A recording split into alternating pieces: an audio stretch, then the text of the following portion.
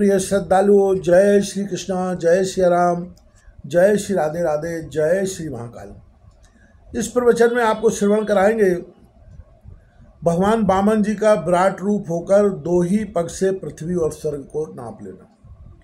श्री सुखदेव जी कहते हैं, राजन, जब कुलगुरु शुक्राचार्य जी ने इस प्रकार कहा तब आदर्शग्रस्त राजा बलि ने एक क्षण चुप रहकर बड़ी विनय और सावधानी से शुक्राचार्य जी के प्रति यों कहा।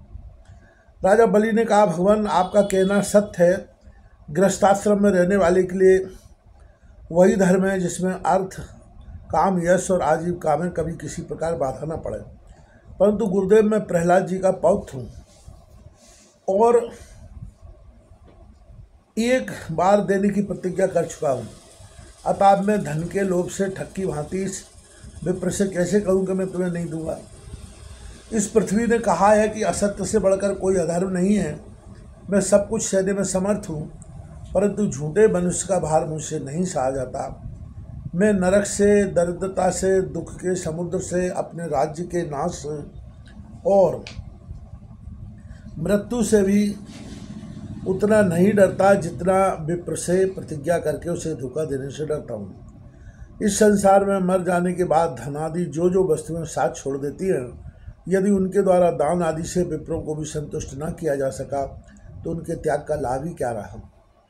दधीच, शिवी आदि महापुरुषों ने अपने परम प्रिय दुस्त्यज्य प्राणों का दान करके भी प्राणियों की भलाई की है। फिर पृथ्वी आदि वस्तुओं को देने में सोच विचार करने की क्या आवश्यकता है। ब्रह्मन पहले युग में बड़े बड़े दैत्य राजों ने इस पृथ्वी का उपभोग किया है। पृथ्वी में उनका सामना करने वाला कोई नहीं था। उनके लोक और परलोक को भी काल खा गया, परंतु उनका यश अभी पृथ्वी पर ज्यों का त्यों बना हुआ है। गुरुदेव, ऐसे लोग संसार में बहुत हैं, ऐसे लोग संसार में बहुत हैं जो युद्ध में पीठ दिखाकर अपने प्राणों की बलि चढ़ा देते हैं, परंतु ऐसे लोग बहुत दुर्लभ हैं जो सत पात्र के प्राप्त होने पर श्रद्धा के साथ धन का दान करें। गुरुदेव, यदि उदार और करुणाशील पुरुष अपात्र याचक को कामना पूर्ण करके दुर्गति भोगता है तो वह दुर्गति भी उसके लिए शोभा की बात होती है। फिर आप जैसे ब्रह्मवेत्ता पुरुषों को दान करने से सुख प्राप्त हो तो उसके लिए क्या कहना है। इसलिए मैं इस ब्रह्मचारी की अभिलाषा अवश्य पूर्ण करूँगा। महर्षि वेद विधि के जानने वाले आप लोग बड़े आदर से यज्ञ यागादि के द्वारा जिनकी आराधना करते हैं वे वरदानी विष्णु ही इस रूप में हों अथवा कोई दूसरा हो, मैं इनकी इच्छा के अनुसार इन्हें पृथ्वी का दान करूँगा।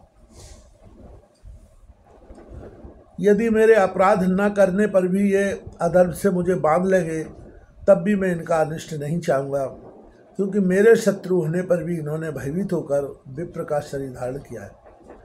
यदि ये पवित्र कीर्ति भगवान विष्णु ही हैं तो मैं अपना यश नहीं खोना चाहेंगे। अपनी हुई मांगी हुई वस्तु लेकर ही रहेंगे। मुझे युद्ध में मारकर भी पृथ्वी छीन सकते हैं, और यदि कदाचित ये कोई दूसरे ही है तो मेरे बाणों की चोट से सदा के लिए रणभूमि में सो जाएगा। सुखदेव जी कहते हैं, जब शुक्राचार्य जी ने देखा कि मेरा यह शिष्य गुरु के प्रति अश्रद्धालु है तथा मेरी आज्ञा का उल्लंघन कर रहा है, तब दैव की प्रेरणा से उन्होंने राजा बलि को शाप दे दिया। यद्यपि वे सत्य प्रतिज्ञ और उदार होने के कारण शाप के पात्र नहीं थे। शुक्राचार्य जी ने कहा, मूर्ख तू है तो अज्ञानी, परंतु अपने को बहुत बड़ा पवित्र मानता है। तू मेरी उपेक्षा करके गर्व कर रहा है। तूने मेरी आज्ञा का उल्लंघन किया है, इसलिए शीघ्र ही तू अपनी लक्ष्मी खो बैठेगा। राजा बलि बड़े एक महात्मा थे। अपने गुरुदेव के शाप देने पर भी वे सत्य से नहीं डगे। उन्होंने वामन भगवान की विधि पूर्वक पूजा की और हाथ में जल लेकर 3 पग भूमि का संकल्प कर लिया। उसी समय राजा बलि की पत्नी विंध्यावली, जो मोतियों के गहनों से सुसज्जित थी, वहाँ आई। उसने अपने हाथों वामन भगवान के चरण पखारने के लिए जल से भरा सोने का कलश ला कर दिया। बलि ने स्वयं बड़े आनंद से उनके सुंदर सुंदर युगल चरणों को धोया और चरणों का वह विश्व पावन जल अपने सिर पर चढ़ाया। उस समय आकाश में स्थित देवता, गंधर्व, विद्याधर, सिद्धचारण सभी लोग राजा बलि के इस अलौकिक कार्य तथा सरलता की प्रशंसा करते हुए बड़े आनंद से उनके ऊपर दिव्य पुष्पों की वर्षा करने लगे। एक साथ ही हजारों दुंदुभियाँ बार बार बजने लगीं। गंधर्व, किमपुरुष और किन्नर गान करने लगे। अहो धन्य है इन उदार शिरोमणि बलि ने ऐसा काम कर दिखाया जो दूसरों के लिए अत्यंत कठिन है। देखो तो सही, इन्होंने जानबूझकर अपने शत्रु को 3 लोकों का दान कर दिया। इसी समय एक बड़ी अद्भुत घटना घट गई। अनंत भगवान का वह त्रिगुणात्मक वामन रूप बढ़ने लगा। वह यहाँ तक बढ़ा कि पृथ्वी, आकाश, दिशाएं, स्वर्ग, पाताल, समुद्र, पशु, पक्षी, मनुष्य, देवता और इसी सबके सब उसी में समा गए। ऋत्विज, आचार और सदस्यों के साथ बलि ने समस्त ऐश्वर्य के एकमात्र स्वामी भगवान के उस त्रिगुणात्मक शरीर में पंचभूत, इंद्रिय, इनके विषय, अंतःकरण, जीवों के साथ वह संपूर्ण त्रिगुणमय जगत देखा। राजा बलि ने विश्वरूप भगवान के चरण ताल में रसातल, चरणों में पृथ्वी, पिंडलियों में पर्वत, घुटनों में पक्षी और जांघों में मरुदगणों को देखा। इसी प्रकार भगवान के वस्त्रों में संध्या, ग्रस्त स्थानों में प्रजापतिगण, जघन स्थल में अपने सहित समस्त असुरगण, नाभि में आकाश, कोक्ष में 7 समुद्र और वक्ष स्थल में नक्षत्र समूह देखे। उन लोगों को भगवान के हृदय में धर्म, स्तनों में ऋत, मधुर और सत्यवचन, मन में चंद्रमा, वक्ष स्थल पर हाथों में कमल लिए लक्ष्मी जी, कंठ में सामवेद और संपूर्ण शब्द समूह उन्हें दिखे। बाहुओं में इंद्रादि समस्त देवगण, कानों में दिशाएं, मस्तक में स्वर्ग, केशों में मेघमाला, नासिका में वायु, नेत्रों में सूर्य और मुख में अग्नि दिखाई पड़े। वाणी में वेद, रचना में वरुण, भाव में विधि और निषेध, पलकों में दिन और रात। विश्वरूप के ललाट में क्रोध और नीचे के होंठ में लोक के दर्शन हुए।